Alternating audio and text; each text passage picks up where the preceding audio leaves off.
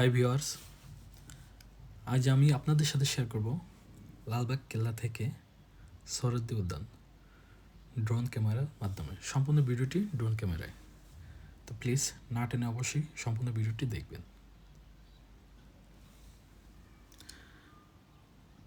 তো আমি এখন আছি লালবাগ কেল্লা, এটা এতিমখানা টাওয়ার। চলুন তাহলে যেতে যেতে কথা হবে। সুন্দর দৃশ্যটি অবশ্যই উপভোগ করবেন এবং আমি সম্পূর্ণ যেখানে যেখানে আমার ড্রোনটি থাকবে আমি সেখান থেকে আপনাদের পরিচয় করিয়ে দেব। তো বুয়েট অডিটোরিয়াম, এটা আমার বাম হাতে দেখতে পাচ্ছেন। এখন আমি অলরেডি আছি ঢাকেশ্বরী মন্দিরের পাশে। আমার ড্রোনটি এখন বরাবর যাবে ঢাকেশ্বরী উপর দিয়ে, বুয়েট ক্যাম্পাসের ভিতর দিয়ে, উপর দিয়ে জগন্নাথ হলয়ে সোহরাওয়ার্দী উদ্যান। তো এখন আছি বুয়েট ক্যাম্পাসের উপর। আমার ড্রোনটি নর্মাল মোডে যাচ্ছে।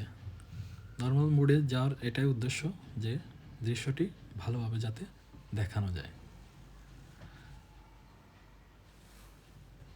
আমি এখন পলাশীর পাশে, আমার বাম হাতে পলাশীর মোড় এবং বুয়েট ক্যাম্পাস শেষ করে আমি এখন পোলার রোডের উপরে আছি।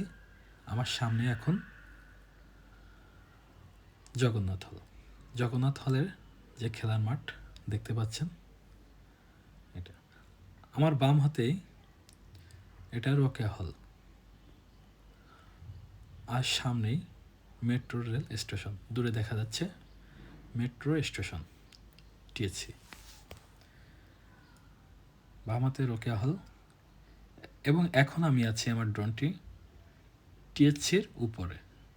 দেখতে পাচ্ছেন সামনে মেট্রো স্টেশন, বাম হাতে রাজু ভাস্কর্য এবং সামনেই সেই সোহরাওয়ার্দী উদ্যান। অলরেডি মেট্রো স্টেশনের উপরে আছি। এখন আমি প্রবেশ করলাম সোহরাওয়ার্দী উদ্যান। এখানে বইমেলা হয়ে থাকে ফেব্রুয়ারি 1 তারিখ থেকে হওয়ার কথা, জানি না কী হবে। এটাই সেই সোহরাওয়ার্দী উদ্যানের গ্লাস টাওয়ার, যেখানে বঙ্গবন্ধু 7ই মার্চের ভাষণ দিয়েছিল। যাই হোক, আগে এখানে পরিবেশটা অনেক সুন্দর ছিল।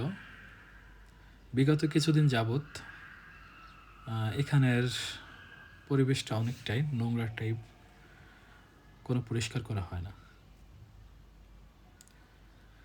এটা মেট্রো স্টেশন শাহবাগ থেকে টিএসসি, দেখতে পাচ্ছেন।